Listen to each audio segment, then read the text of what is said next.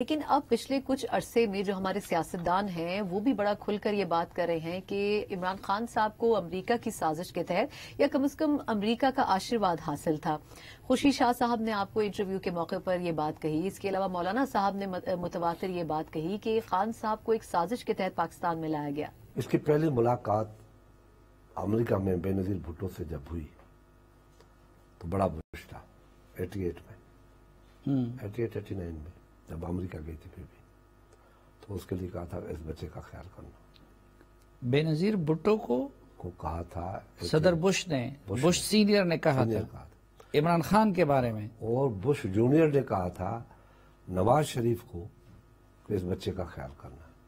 سن 1997 میں جب واشنگٹن کے اندر پاکستان کے وزیر خارجہ کی میٹنگ ہنری کسنجر کے ساتھ ہوئی تھی، جو آج بھی زندہ ہے، امریکہ کا دماغ کہلایا جاتا ہے، اور جس میں گولڈ سمتھ بھی اس مجلس میں موجود تھا، اور اس میں ہمارے وزیر خارجہ کو وہ کہتا ہے کہ ہمارے لونڈے کا خیال رکھا کرو، لک آفٹر اور بوائے۔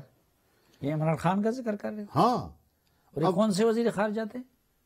یعقوب خان، صاحبزادہ یعقوب۔ ہاں۔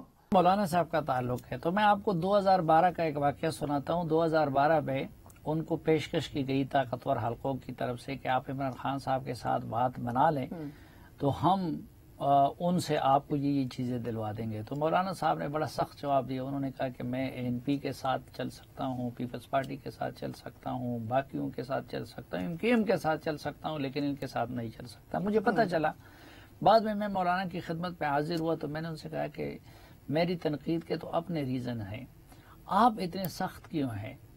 تو ایک تو مولانا صاحب نے مجھے اس نے کہا کہ یہ ایک انٹرنیشنل پروجیکٹ ہے، یعنی وہ 2012 سے اس پہ بلیو کر رہے تھے، لیکن انہوں نے کبھی کہا نہیں اس بارے میں۔ نہیں، وہ تو کہتے رہتے ہیں، وہ تو پبلکلی کہتے رہتے ہیں، تو میں نے کبھی وہ بات نہیں کہی ہے۔ لیکن مولانا صاحب کو اس وقت بھی یقین تھا۔ پھر انہوں نے مجھے ہنری کسنجر کی ایک گفتگو کی مثال دی، حکیم سعید کا حوالہ دیا، باقی تو مولانا صاحب 2012 سے اس پہ بلیو کرتے تھے۔ اور دوسری ایک بات انہوں نے کہی تھی کہ اس بندے میں مشرقیت نہیں ہے۔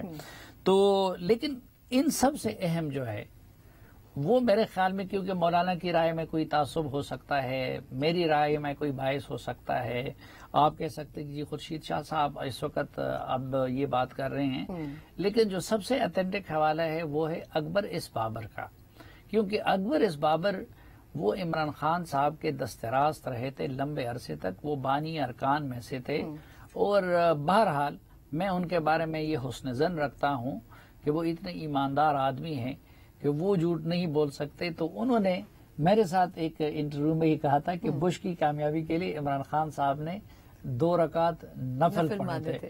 اب یہ 2001 کی بات ہے کہ جارج بش کا الیکشن ہو رہا تھا، تو راستے میں مجھے کہتا ہے کہ اکبر میں نے آج 2 رکعت نفل پڑھی ہے اور کہ جارج بش الیکشن جیت جائے۔ اچھا، ان کے لیے عمران خان نے نفل پڑھی؟ 2 رکعت نفل پڑھی۔ اچھا، میں حلفیہ کہہ رہا ہوں یہ بات ہے۔ مجھے کہتا ہے میں نے 2 رکعت نفل پڑھی، تو میں نے کہا کیوں، ہمارے چاچے کا پتر ہے، ہمیں کیا ایک جیتا ہے دوسرا جیتا ہے۔ کہتا ہے ایک تو اکبر تجھے باتیں سمجھ نہیں آتی۔ تو میں نے کہا عمران مجھے سمجھا۔ کہتے بات یہ ہے کہ جو بشز فیملی ہے وہ روتھ چائلڈز، جو سب جانتے ہیں دنیا کی بہت بڑی سہونی ایک خاندان ہے، تو وہ ان کے بہت قریب ہے، and the Rothschilds are related to Jemima. So I will have access to the White House. اب وہ زیک گولڈ سمتھ جو ہے، ان کی جو ان کے بردر لا ہے، فارمر بردر لا، ان کی جو مسز ہے وہ روتھ چائلڈ ہیں۔ اب آپ کو سمجھ آئی کہ انہوں نے صادق خان کی کیوں حمایت نہیں کی اور زیک گولڈ سمتھ کی